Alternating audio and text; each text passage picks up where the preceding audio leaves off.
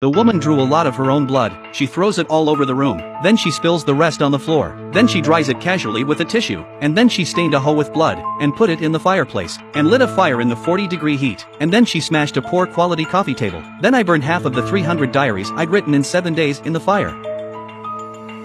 After all that, she drove out of here in her new second-hand car, and she did it to get back at her husband. When Bob came home, he didn't react to the mess in the living room. The two of them had wanted a divorce for a long time. Now his wife's disappearance was exactly what he wanted, but he never dreamed that this was a trap for his wife to frame him for the murder of his man. They fell in love at first sight. They were happily married. Bob was a funny guy before they got married, but after they got married, he was a different person. He spent his days drinking and playing games and spending money like a madman. Lisa realized that the marriage was going to go wrong sooner or later, so she asked for a child to awaken her husband's sense of responsibility, but Bob threw her down the stairs. Lisa was completely disappointed in the man she was seeing, and to add to her despair, she found out that her husband was already cheating on her. Lisa planned all this in order to destroy her husband. When Bob saw this, he didn't have time to think about it, but there were sirens outside the house. The police came in and took a good look around the house. They quickly noticed the blood on the cabinets, and the marks on the floor where it had been handled. A brief examination of the rooms didn't reveal many clues. They took Bob back to the police station for testing and DNA collection. In the evening, the police returned to the house for a detailed forensic examination.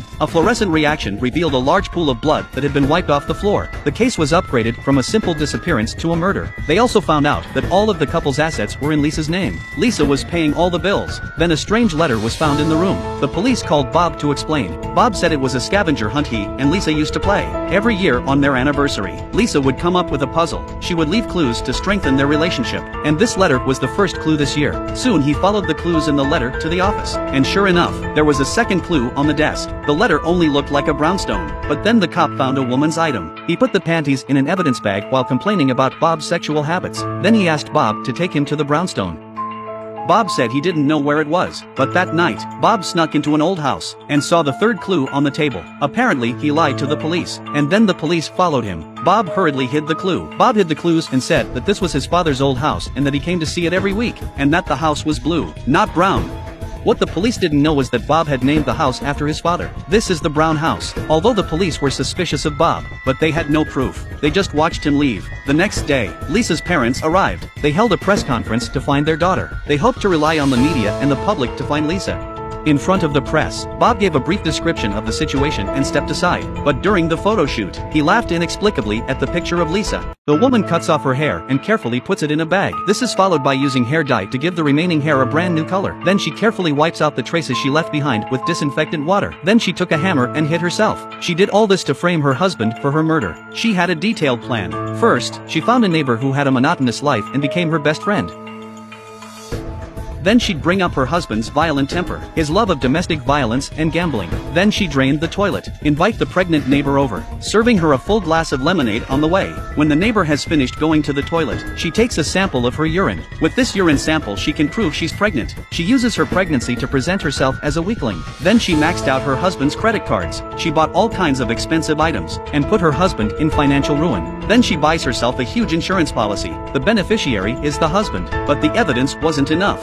Lisa wrote 300 diary entries about how her husband abused her. Then she burned half of them, so that it wouldn't be difficult to read. When everything was ready, on her anniversary, she made sure her husband was out of the house and created a murder scene. She drove 100 miles to a rented house, waiting for her husband to be arrested for murder. Bob here held a search party. Bob smiles in front of the media, greeting the press with enthusiasm. Everyone was taking pictures with beautiful women. He doesn't look worried about his lover's disappearance. Bob's strange behavior put him in the headlines in no time. The press was all over him as a scumbag. He's so relaxed about the fact that his wife is still missing. In order to protect his image, Bob organized a prayer meeting for his wife that night. But no sooner had Bob said a few words than he was interrupted by a female neighbor who came out of the crowd. She called Bob a scumbag, and that he had been abusing the pregnant Lisa. When the news of Lisa's pregnancy broke, chaos ensued. The media swarmed the scene. He hid in a police car to get away. When questioned by the police, Bob denied it. He said the neighbor was a lunatic. He didn't even know her. But the police pulled out a photo of Lisa and the neighbor. The two of them them seemed to be best friends who couldn't say anything to each other. Not only that, but they found Bob's credit card statements, which were full of big spending money.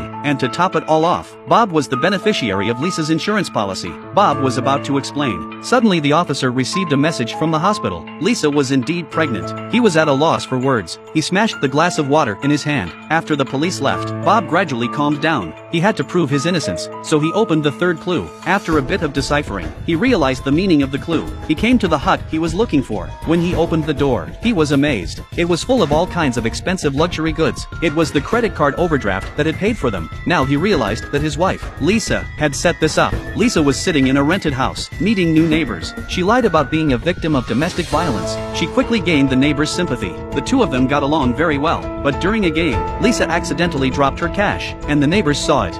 That night the neighbors broke into her room with their men. They pressed Lisa against the wall and took all her money. It turned out that the neighbors knew Lisa's hair was newly dyed, and her glasses were fake, obviously hiding from something. The neighbor was sure Lisa wouldn't dare call the police, so he took all her money. Without money, Lisa could only call her ex-boyfriend. She called her ex-boyfriend and asked him not to call the police. She asked him not to call the police. The man had to take her back to the villa. He told her that there is a full range of surveillance. It's safe enough, and no one would bother her. So Lisa hid here, waiting for her husband Bob to be convicted of murder so she could start her life with a new identity. Meanwhile, Bob was about to be convicted of murder because of the evidence Lisa left behind. He decided to go for the jugular. If he could get Lisa out of there, the rumors would be cleared up. Bob went on a talk show. He apologized profusely to the nation, and bravely admitted that he cheated on his wife, and now he regrets it. He just wants his wife back. He confessed on TV.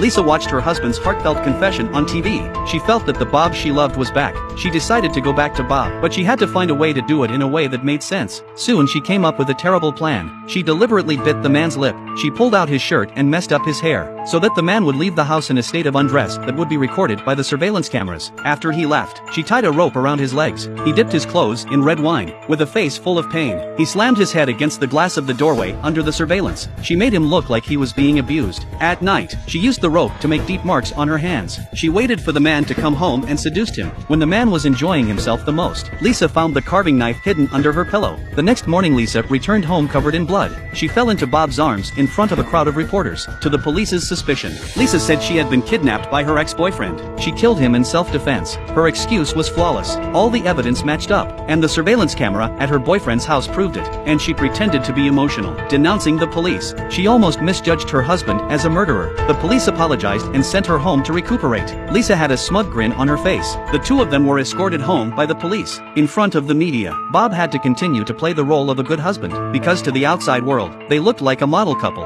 But only Bob knew it was all a lie. Bob couldn't imagine that his wife was a murderer. He said he wanted to divorce her, but with Lisa's threats, they're now a model couple. The crowd would never believe Bob. A few days later, Lisa gave Bob a beautiful gift. When she opened the box, she found a pregnancy test inside. Bob was shocked. He hadn't even touched her, but Lisa reminded him that he was now a model husband. Whoever this baby is, it's Bob's. And so Bob was stuck in this horrible marriage with Lisa playing the role of model husband and wife. The love of his life is gone, and there's a lot of blame to go around. The love of his life is back, and he's in deep shit.